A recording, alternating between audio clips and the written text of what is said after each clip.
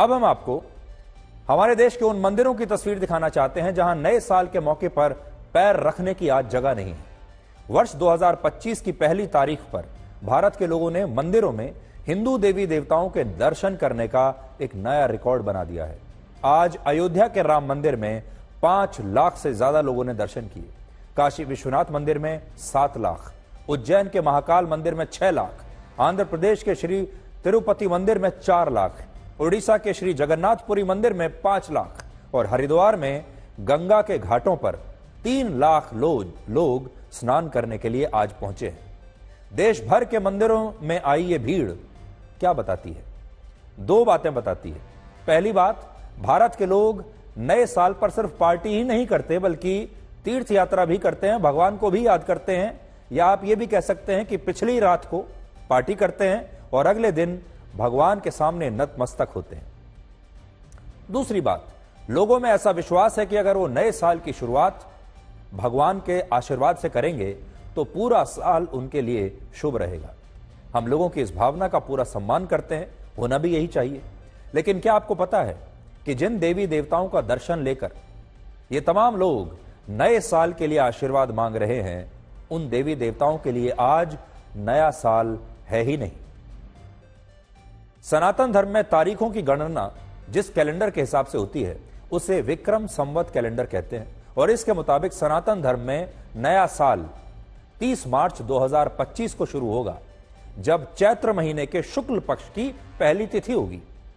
अंग्रेजों के कैलेंडर में आज नए साल का पहला दिन है, लेकिन सनातन धर्म के कैलेंडर में आज का दिन सिर्फ एक सामान्य दिन है। इस कैलेंडर में आज पौष माह के शुक्ल पक्ष की द्वितीय तिथि है और वर्ष है 2081 और सनातन धर्म में नया साल 30 मार्च 2025 को आएगा और सनातन धर्म के कैलेंडर के हिसाब से यह वर्ष असल में 2082 होगा। तो अंग्रेजों के कैलेंडर के हिसाब से तो यह 2025 है, लेकिन सनातन धर्म के कैलेंडर के हिसाब से यह वर्ष 2022 अब शुरू होगा। लेकिन भारत के हजारों लाखों लोग आज के दिन उस तारीख पर हिंदू देवी देवताओं का आशीर्वाद लेने के लिए मंदिर पहुंचे हुए हैं जिस तारीख को अंग्रेज अपने हिसाब से नव वर्ष मानते हैं, नया साल मानते हैं, जबकि हमारे देवी देवताओं के लिए नया साल आज से 88 दिनों के बाद 30 मार्च 2025 को आएगा।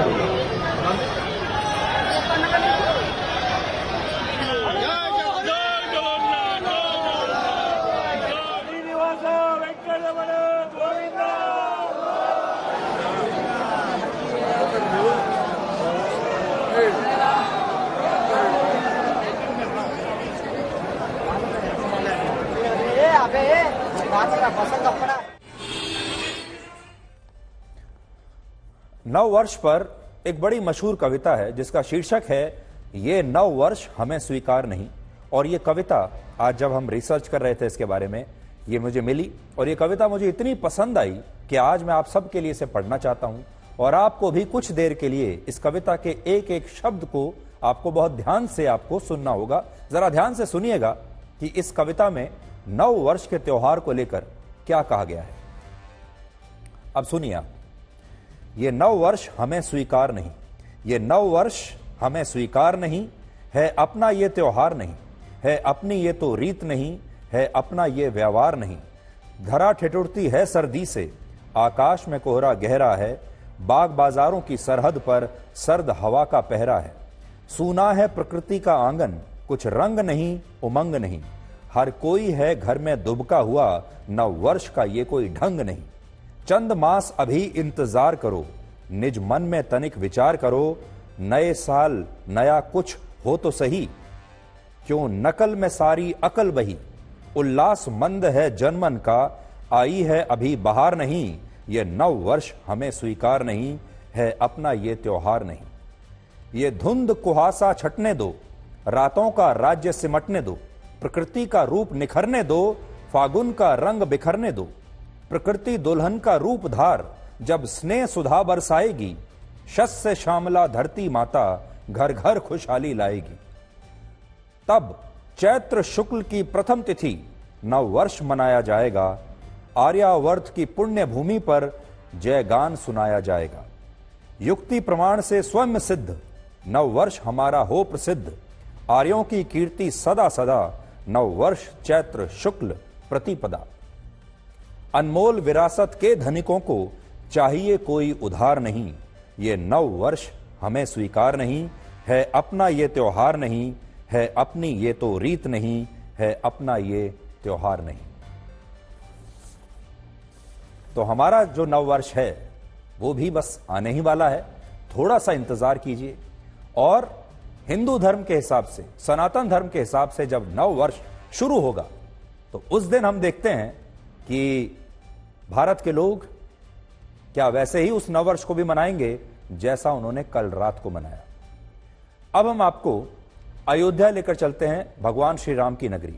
जब लोकसभा के चुनाव में बीजेपी फैजाबाद सीट से चुनाव हार गई थी, तब विपक्षी पार्टियों ने दावा किया था कि देश के लोगों ने अयोध्या के नवनिर्मित राम मंदिर में आना बंद कर दिया है और मंदिर आने वाले श्रद्धालुओं की संख्या अब बहुत कम हो गई है।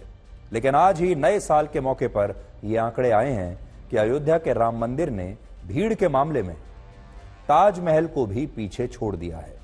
इस साल ताजमहल का दीदार करने वाले लोगों की संख्या 16 करोड़ 70 लाख रही, जबकि अयोध्या के राम मंदिर में दर्शन करने वाले लोगों की संख्या 18 करोड़ 10 लाख रही और यह संख्या ताजमहल के मुकाबले 1 करोड़ 40 लाख ज्यादा है। भारत के अब तक के इतिहास में पहली बार ऐसा हुआ है जब ताजमहल से ज्यादा लोग किसी मंदिर का दर्शन करने के लिए आए हैं। इस सूची में काशी विश्वनाथ मंदिर भी है, जहां वर्ष 2024 में 8 करोड़ 30 लाख, आंध्र प्रदेश के तिरुपति मंदिर में 2.5 करोड़, अमृतसर के स्वर्ण मंदिर में 3 करोड़ और अजमेर शरीफ की दरगाह में 73 लाख लोग आए। यहां हम आपको यह भी बताना चाहते हैं कि ये आंकड़े पूरी तरह से अभी स्पष्ट नहीं हैं और ये अलग अलग अनुमानों पर आधारित हैं। लेकिन बड़ी बात यह है कि अयोध्या में जिस राम मंदिर के खिलाफ ये झूठ फैलाया गया कि यह मंदिर अब खाली पड़ा है, लोग इसे बीजेपी और प्रधानमंत्री मोदी का बनाया हुआ मंदिर मानते हैं, उस मंदिर में इस साल ताजमहल से ज्यादा लोग भगवान श्री राम के दर्शन करने आए और ये ऐसे नेताओं को जो इस तरह का दुष्प्रचार कर रहे थे उनके लिए एक बहुत बड़ा जवाब है।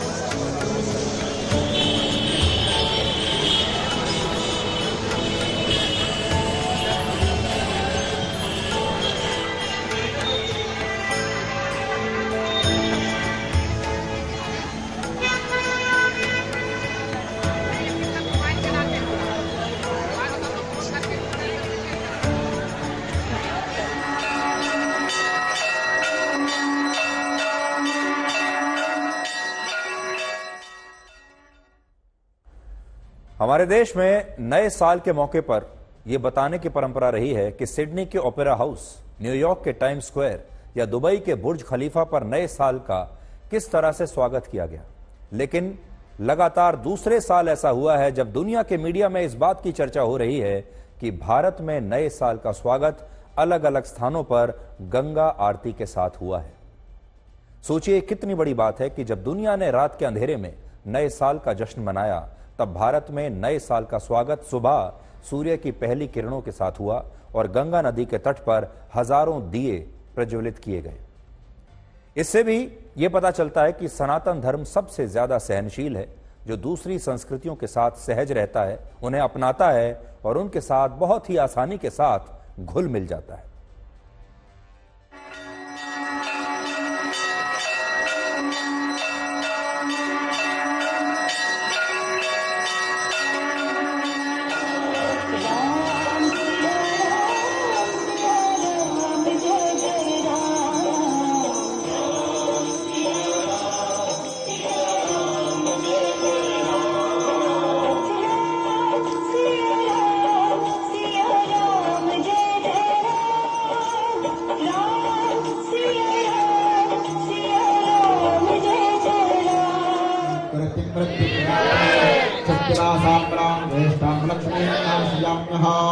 अभूदेव संप्रत्यक्षा विश्वज्ञे क्षमां देवीं नाथाने